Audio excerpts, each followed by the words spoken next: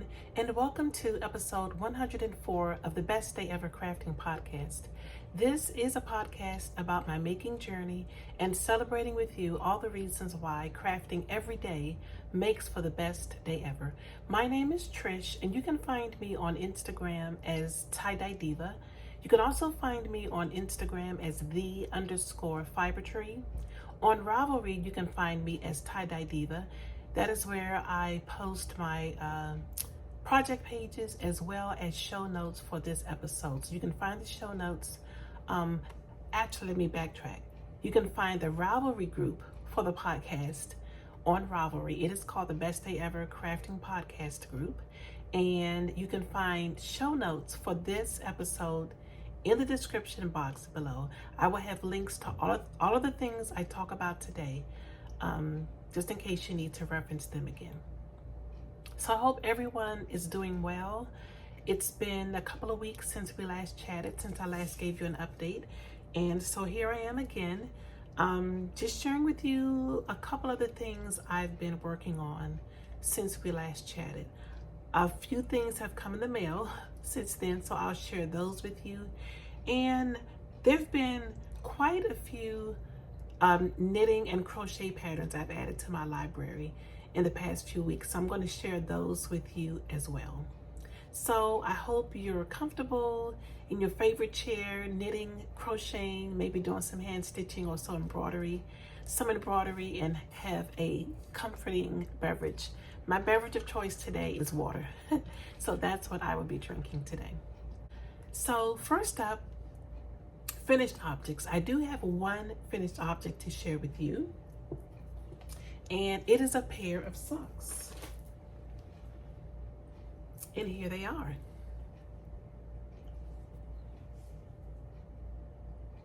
So these are my Scrappy socks that I recently finished.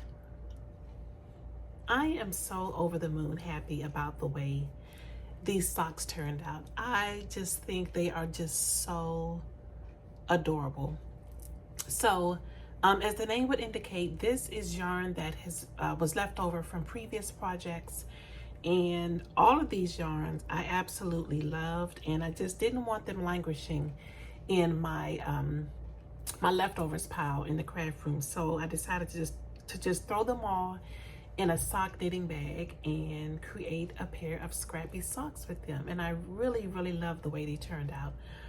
The pattern that I use is my usual go-to for Magic Loop.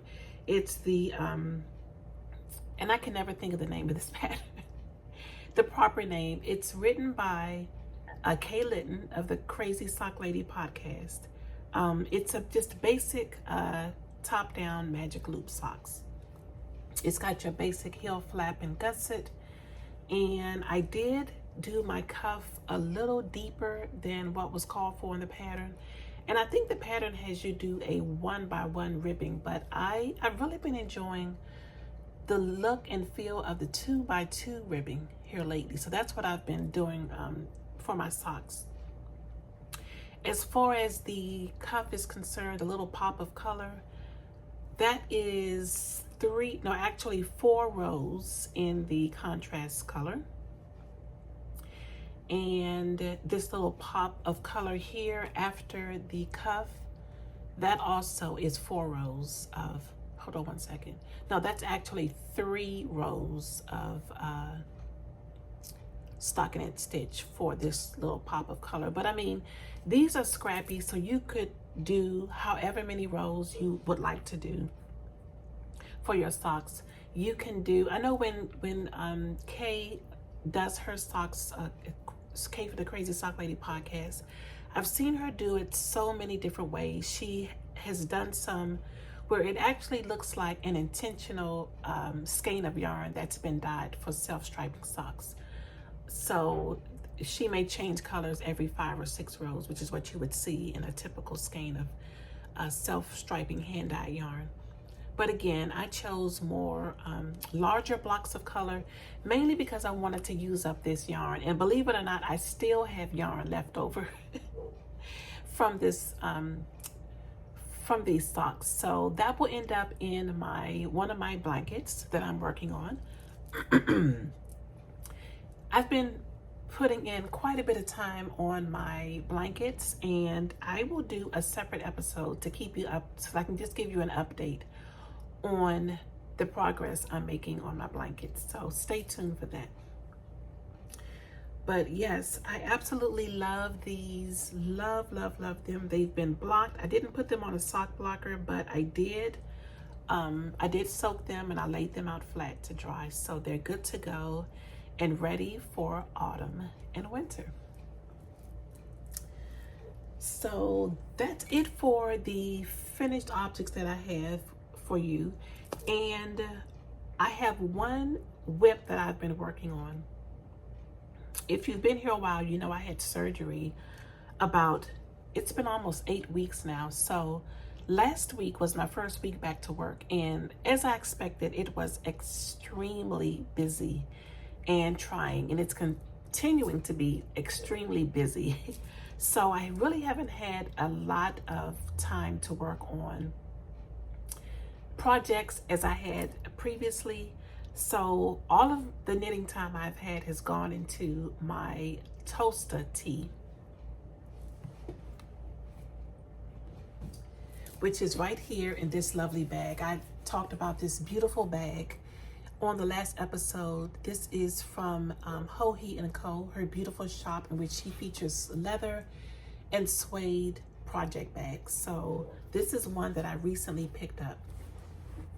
And it is housing my current Tolsta tee. So I say current because if you've watched the last 2 episodes, then you know I just completed another Tolsta tee, or my first Tolsta tee, and I loved it so much, I decided to cast on for a new one. So here it is. This is the progress I've made thus far. I have split for the sleeves, as you can see. And look at those colors. If this does not scream autumn, I don't know what does. I mean, just look at that. So beautiful. If you hear a dog barking, it's my neighbor's dog. So I apologize for that. So the yarn that I use for this Tolsta tee is by Chelsea Luxe Yarns. This is her Chelsea Luxe DK. And let me see. I thought I was going to memorize the colors, but apparently I have not. Okay, here we go. So the solid color is Sunflower. This beautiful, I would describe this as just a lovely golden brown. It's so pretty. So that's Sunflower. And then this speckled variegated color is hold tight, let me get my other, hold on. Pecan Latte. So this is the Pecan Latte. And as you can see, I've done really large blocks of color on this one. And I really love this. I think this is just gonna be just a beautiful statement of how much I love autumn. I'm definitely an autumn girl. Autumn, all the things, pumpkin spice, all the things. I'm one of those people, yes. So the size that I knit for this one, let me go to my project page.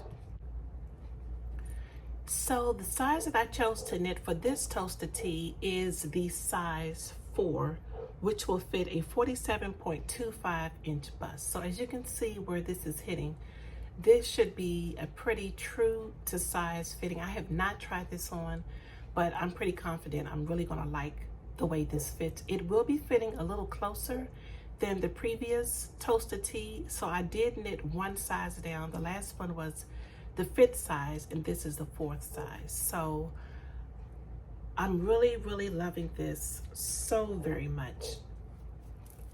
There are this is the back, so you can see it's a little deeper than the front with that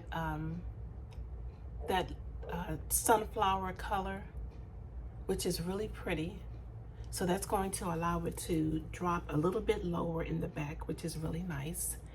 And as you can also see, it's constructed just using a basic raglan.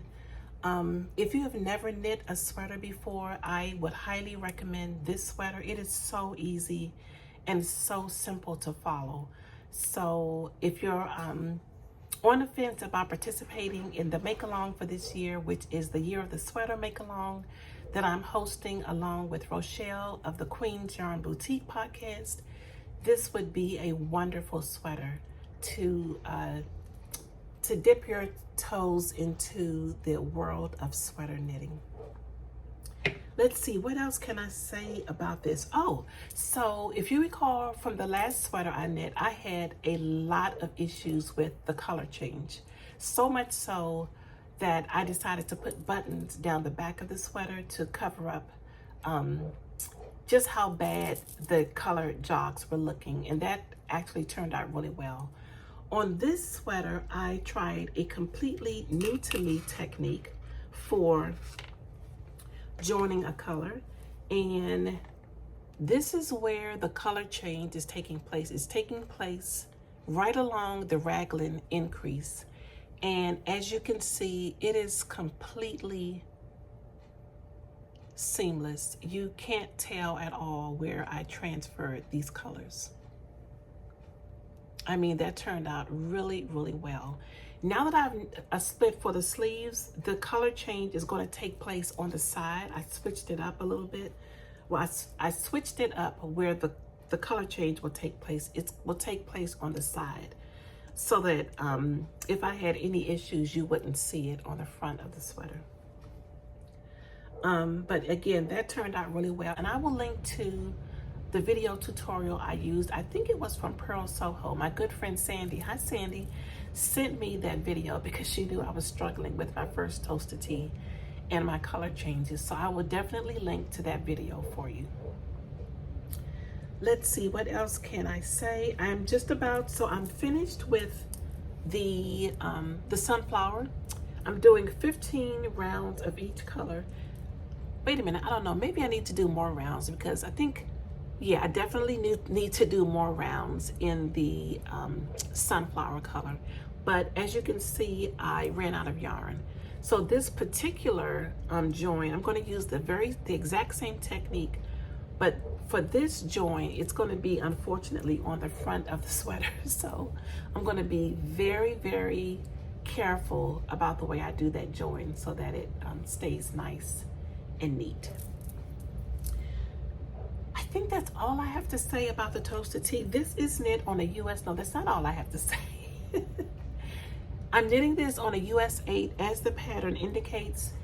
The ribbing is done on a US 6.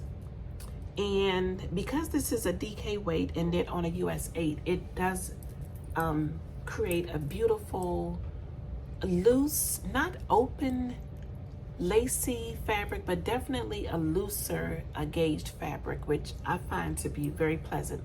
And it also knits up really quick. So I'm hoping that both of my Tolsta tees will be really nice pieces that I'm able to transition into the fall with. Because it is knit on a larger needle, I'm hoping that it's not as warm as maybe if this were knit on a US 6, which is what I would normally do for a DK weight yarn sweater. So we'll see. And I will definitely let you know. I'll let you know how that works out. And like I said, that's pretty much all I've been working on. That in addition to my Scrappy blankets I have on the needles. And again, I will do a separate video to update you on what's going on with my blankets. Okay, so let's talk about some patterns that I've added to my Ravelry library in the past few weeks. So the first pattern that actually I just added today, my good friend Tasha told me about this pattern. I believe this is pronounced the Mackeson Pullover. So this is a pattern by Thea Coleman, also known as Baby Cocktails. And this is an absolutely gorgeous pullover. As you can see, it features cables that go down the front of the sweater as well as the sides of the sleeve. Another beautiful detail is that it has this really deep ribbing around the neck and 2 buttons that close. It appears that it closes the ribbing, or they could possibly also just be decorative buttons. This is just absolutely stunning. I really love the way this cabling looks. It almost looks like it has a Celtic look to it, which is really lovely. And the cabling is also mimicked on the back of the sweater. So it looks like it's also cropped, but again, you could knit this as short as or as tall as you would like. So this calls for a worsted weight yarn, which means it should knit up pretty quickly. The featured yarn for this is Nest Worsted by Magpie Fibers. And again, it's absolutely lovely. Today is August 30th, and you can get 20% off this pattern until midnight, September 1, using the code XXX, all caps. So absolutely love, love, love that. And it looks like the yardage needed for this is also pretty good. So if I were to knit, I would probably want quite a bit of ease, not a huge amount of ease, but let's go for the 50-inch bust, in which case I would only need 1,350 yards, which is not bad at all. The next pattern that I added to my collection is the collection scarf. This is a pattern by Tiffany Lynn. This scarf is also knitted in worsted weight yarn. It calls for up to 575 yards. The yarn featured is Spin Cycle Dream State, but I'm not doing that. I will definitely be using scraps, or I could easily just pull several colors from stash that haven't been used and create this scarf. I think this is something that would be a really fun knit, something I could knit on the go, something I could take to knit night, or either on Knitting with Zoom on Friends. And I think this could be a very functional piece. This could also be one of those pieces in which you could really feature what your absolute favorite colors are. So this is just so beautiful. The possibilities are endless with a scrappy project like this, and so that's why I added it to my collection.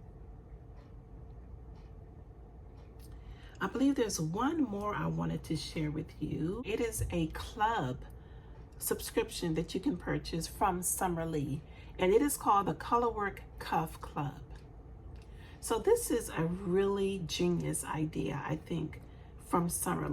So the way it works is every month you will receive a new Colorwork chart, sometimes 2 charts, that you can plug into your base pattern to create a new Colorwork sock. So when you purchase the Colorwork Cuff Club, you will receive the base pattern just to knit the base sock. And then you will also receive the Colorwork Cuff Club Guide, which is a detailed guide on all things about the club. You will also receive the current month's chart page, plus all previous month's chart pages. Each chart page contains pictures of the finished socks, the chart, of course, the current month's chart page, plus all previous month's chart pages. Each chart page contains pictures of the finished sock, the chart, of course, and detailed instructions for how to work the chart into your base pattern. So by the end of the year, you will have at least 12 Colorwork socks that you can complete, or you will at least have them in your library to complete at your convenience. And as you can see from the picture, these are the 2 patterns from the August club. I just think this is a genius, fun idea. And because these are cuff socks, they should be able to knit up quite quickly. So let's talk about a few things that have come in the mail since I last podcasted. So the last time I recorded, I think I told you that I was going to discontinue my Farmer's Daughter Sock Squad yarn subscription club. I just was not happy with the colors I was receiving. So When I went to discontinue my subscription, I noticed that they had a new subscription, and it is called the Indigenous Collective subscription. So I'm just going to read to you what this subscription is all about. It says, the Indigenous Collective will feature a new First Nations artist each month, choosing a piece of their art as inspiration for a one-of-a-kind colorway. So you will receive at least 100 grams of yarn, as well as access to a portal where the artist will be featured, giving you a background on them, their work, and the piece of art chosen. So this is the first, for me, installation for the Indigenous Collective Yarn Club. And it is this absolutely beautiful skein of yarn. This is on their squish fingering base, which is also a new to me base from the Farmer's Daughter.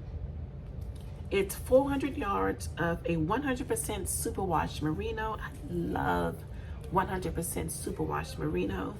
I think this will make a beautiful one skein shawl. So if you have any ideas for your favorite one skein projects, let me know.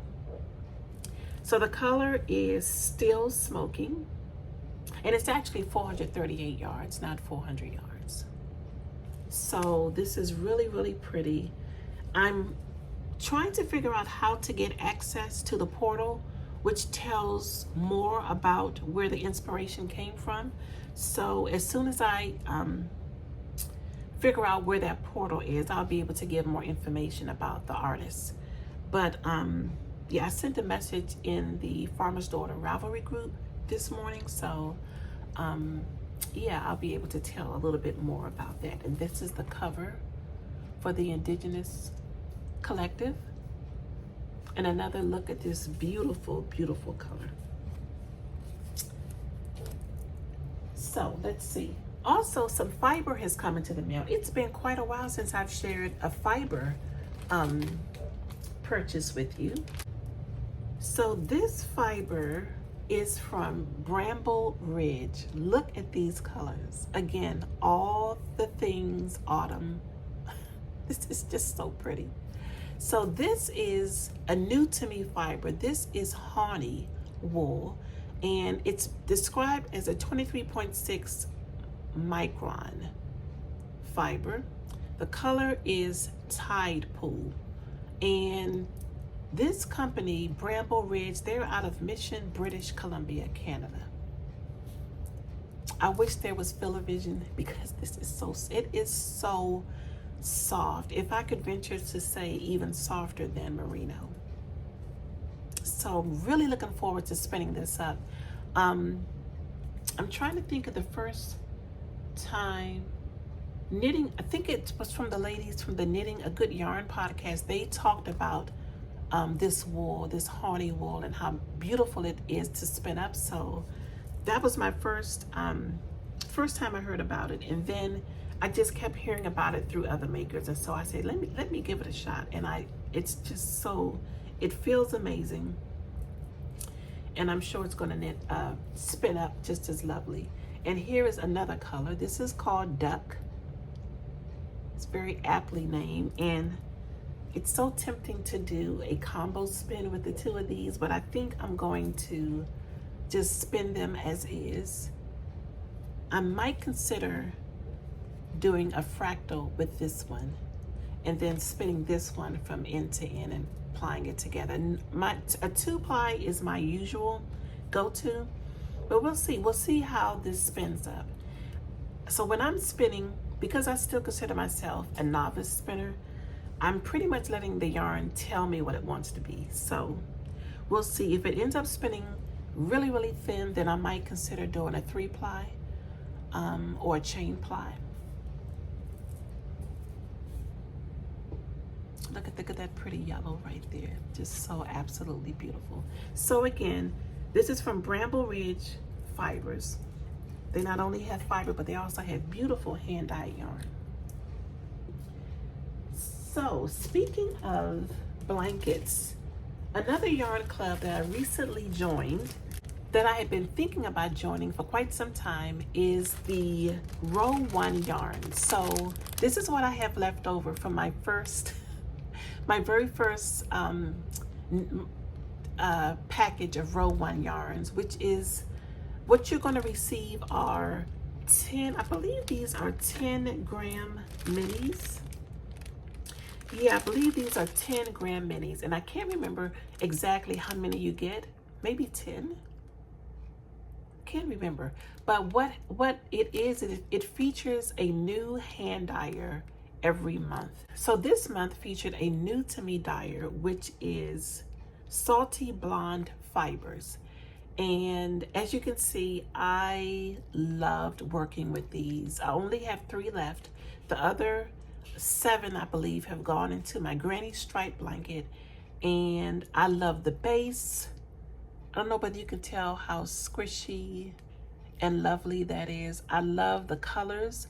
The first colors that I used were definitely more muted, like grays and really, really light blues, which is something I'm really feeling here lately. I mean, I'm definitely getting into a fall mode, but I love just like really pretty muted colors. And even though they're muted, they definitely pop in this blanket. So this is what I have left. This is the darker of the colors, so these will go next in a blanket, and I cannot wait to receive my next one. I'm really hoping that by using the Row 1 minis, it will really encourage me to get this blanket done. I want this done so badly by the end of the year, and I think if I can get about maybe 20 more inches done on it, it'll be done. It is so big and it is so lovely. I've been working on it every Sunday as a part of Scrappy Sunday. I think Litton from the Crazy Sock Lady podcast is still using that hashtag, but even if she isn't, I'm using it. And my good friend Stacy, we both are working on Scrappy blankets. But again, I'll tell you all about my progress on my blankets in a future episode. So we've been getting on Zoom some Sundays and working on our blankets together, and it's been really, really nice. So if I keep up with this, I will definitely finish this blanket by the end of the year, and then I can cast on another one. Okay, what else is coming in the mail? 2 more things I want to share. This lovely project bag. This is from Stitching the High Notes, and I believe I talked about her on the last episode because I picked up some of her stitch markers that I'm actually using in the previous Tolsta tee as well as the current Tolsta tee, and I just love those markers I received. And so she had a bag update, a project bag update, and this is the one that I purchased. So how lovely is this? So beautiful. These little granny squares are just so absolutely lovely. So it is completely lined with a really lovely, it almost feels like batting. There are no pockets, but there's her logo right there. Hold on. There's her logo, Stitching the High Notes. There's like a little music note on there, and it is a drawstring. So really, really looking forward to using this. Maybe I will use this for a time while I'm working on another blanket I'm working on. I'm working on some granny squares in fingering weight yarn that will need to be sewn together. So I can definitely use this for that project. So finally, I received this lovely ephemera pack for my journaling. This came from Monae Stationery and Gifts. This is my dear friend Ramona, who has a lovely Etsy shop. So I will link to her shop, but just take a look at all the lovely things in here. All of these cards and little things like this that can potentially be turned into tags for my journals. There are some florals in here, which I absolutely love. take a look at these. So pretty. Lots of journaling cards. And what else is in here? Let's see, more journaling cards. Ramona just has a knack for the way she does things. Look at those, so absolutely beautiful. So these are also double-sided, which I'm just realizing. So I could use one for the print, and then I can use the other one to do some journaling. So absolutely love this. There's just so many goodies in here. It's 2 pockets, and both the pockets were absolutely full with all kinds of goodies for journaling. So really looking forward to using these in my journals.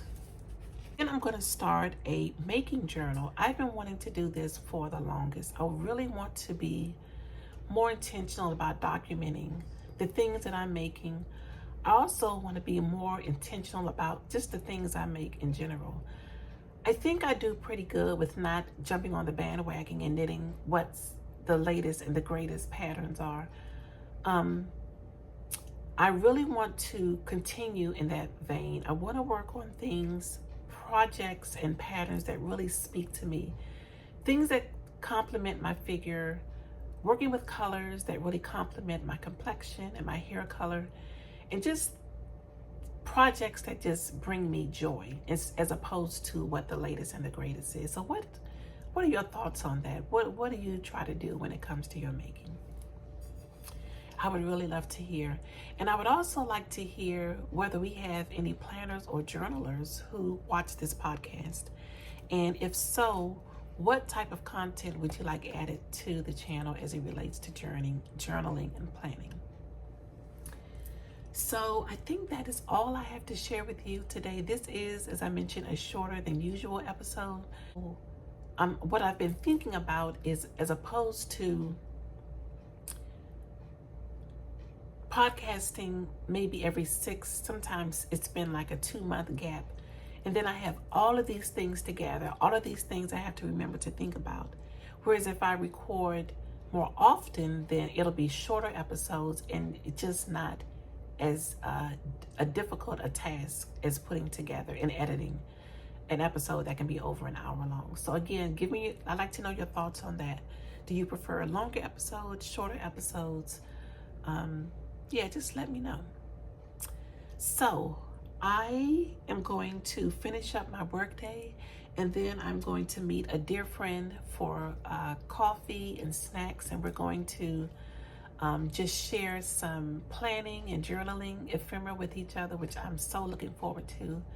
And then of course I have to return back home and figure out what dinner is. So I've really enjoyed this time with you all today.